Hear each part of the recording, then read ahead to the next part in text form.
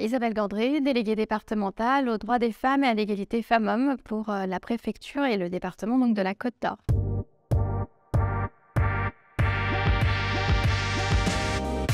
Je vais travailler donc sur le champ de l'égalité dans tous les domaines, culture, sport, école, espace public, entreprise, secteur professionnel.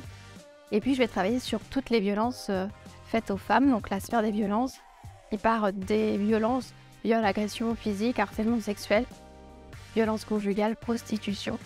Donc c'est un champ assez large. Il y a dans chaque région une direction régionale aux droits des femmes et à l'égalité femmes-hommes et dans chaque département un délégué ou une déléguée. Dans la fonction publique, comme j'ai envie de dire, dans toute la société, on travaille sur la mixité parce qu'il y a des postes où encore les femmes n'osent pas, où on n'ose pas leur proposer, où elles s'autocensurent. Donc on va retrouver beaucoup de femmes dans la fonction publique de façon mixte, mais si on regarde les catégories d'emploi, on va se rendre compte qu'on a encore peu de femmes sur les catégories A+, donc le management A+.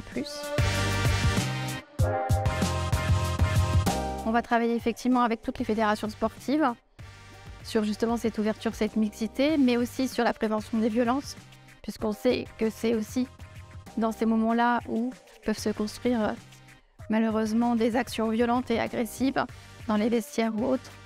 On va travailler aussi dans le cadre de l'entrepreneuriat, où on va essayer de structurer des réseaux de femmes pour justement qu'elles ne s'autocensurent pas sur la création d'entreprises et les accompagner.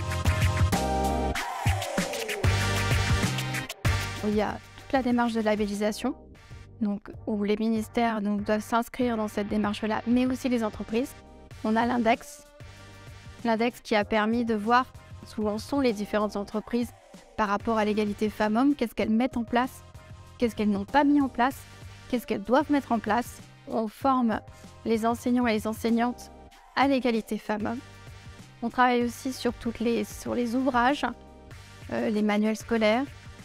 Et puis aussi, dans l'espace public, on essaye aussi de faire en sorte que dans la publicité, que les infrastructures aussi publiques soient mixtes, qu'on ne favorise pas un genre plutôt que l'autre.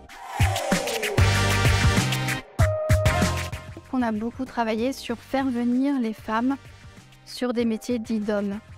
En Côte d'Or, on a une association qui travaille là-dessus, c'est FET, Femmes, Égalité, Travail, Emploi, qui monte depuis 20 ans le carrefour des carrières au féminin. Je pense qu'aujourd'hui, on est sur un niveau où on doit aussi aller effectivement vers les garçons pour faire un carrefour de l'égalité, c'est-à-dire amener les garçons vers les métiers qui sont très féminins, qu'on a vus pendant la crise, qui sont les métiers du soin, les métiers du prendre en compte, du s'occuper d'eux, des enfants, des plus âgés de nos seniors. Là où on peut se féliciter, c'est qu'on a augmenté le nombre de femmes en politique, de femmes maires. On a une première ministre.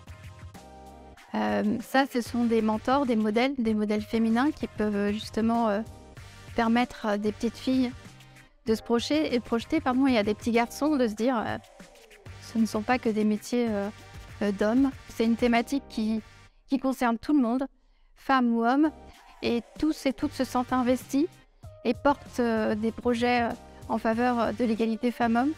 Et de toute façon, on n'y arrivera pas si on n'y va pas tous ensemble.